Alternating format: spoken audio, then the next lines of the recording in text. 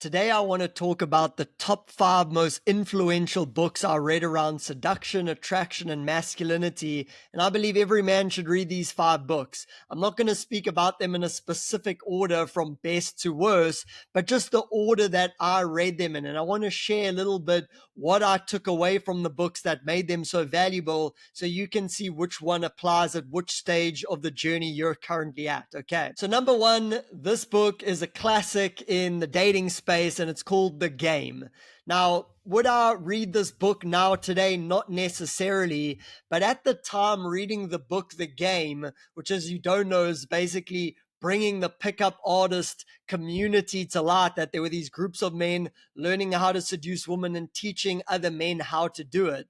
But the reason I like this book is not because of the tactics or the strategies or anything in there. To me, it's mainly a book of hope, because when I read this book, it's kind of like you almost just make your bed and like, okay, I think I'm a 6 or a 7. That means the best I'm going to get in the world is a woman who's a 6 or a 7. And after I read this book, it was kind of like for men, we can increase our attractiveness without changing how we physically look. Okay, you can hit the gym, all that stuff is great. But for men, attractiveness has much more to do with behavior patterns than physical appearance. Because men look at women and we mainly judge through physical appearance initially. We think it's the same for women, where behavior plays so much into it. And when I read this book, it just gave me hope. It's like there is a better future possible for me in dating. I'm not predestined to live this crappy dating life based on what I was born looking like. So that book gave me hope and it set me on along the journey. The second book is The Rational Male by Rollo Tomasi. Now, this book gets a lot of heat, okay? A lot of people will cite this book in terms of like the manosphere and all this destructive things about men who hate women and stuff like that. But to me, what this book gave me was insight. It basically said men and women are different. Women's selection mechanism for who they want to have sex with and who they want to be with is different from men's. This is how theirs work.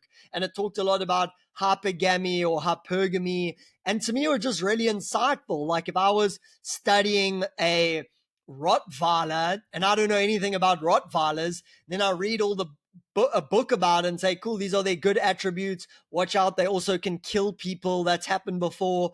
Okay, I'm not getting mad at the book. I'm not like, this book and screw the Rottweiler. I'm like, no, it's just giving me some insight in terms of what that looks like. What I think happened is a lot of men with victim mindset read this book and be like, oh, she's just going to leave you the next time a better looking guy comes along, screw woman, which to me wasn't my reaction at all. I'm like, wow, this is super helpful. I'm going to take what I need from it. The insights, like, okay, things aren't as what as I seem.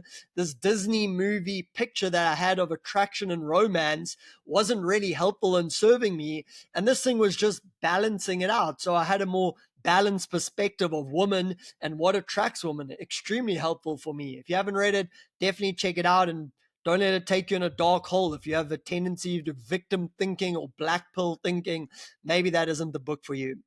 Book number 3 is Way of the Superior Man by David Data. This one's a classic that's often recited, and where the first 2 books, or especially The Game, a little bit The Rational Male, it's kind of like surface level things in some way. The thing I like The Way of the Superior Man, it goes deep. It goes into like the energetics of what makes a man attractive. And what I like, it also talks a lot about the shadow elements. One of my favorite chapters is like, she loves the killer in you.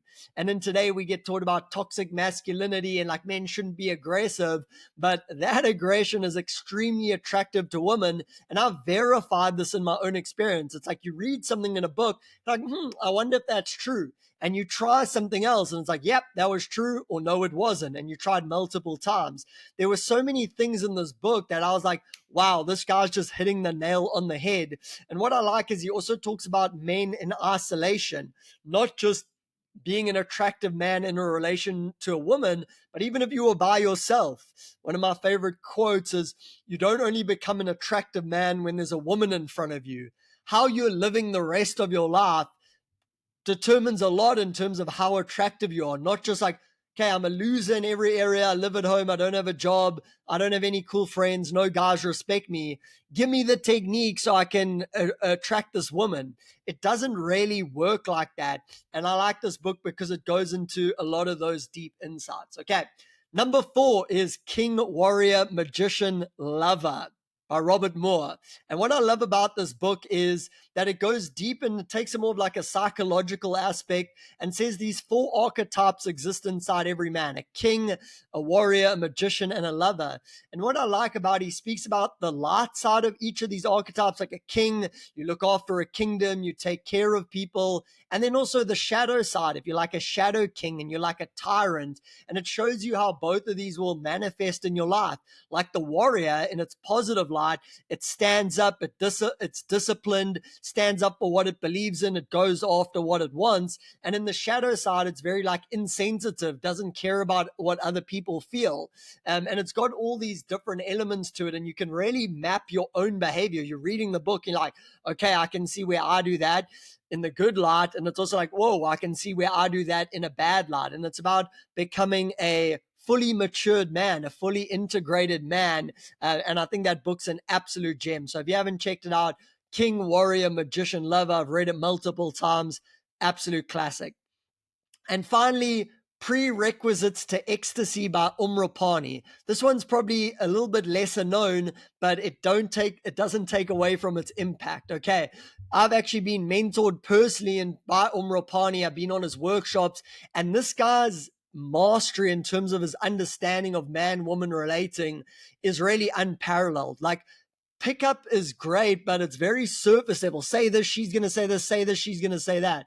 What I like about Umrapani, he goes to the deeper level, and he talks a lot about also modern issues like modern feminism, where it's come from, what role women played in it, and also with men, like where have men shut down? What are the parts of men that we've suppressed? And now we're carrying the bill because we're unable to attract the woman that we want. So goes into a lot of things. Once you're in a relationship, how to keep the spark and flame going, which I don't see a lot of good information out there about that. So it really encompasses a lot of things, and you're going to have so many aha moments in this book. How to activate your wolf as a man so you keep your dangerousness, so you can be effective in the world and make an impact in your career with women and your friendships.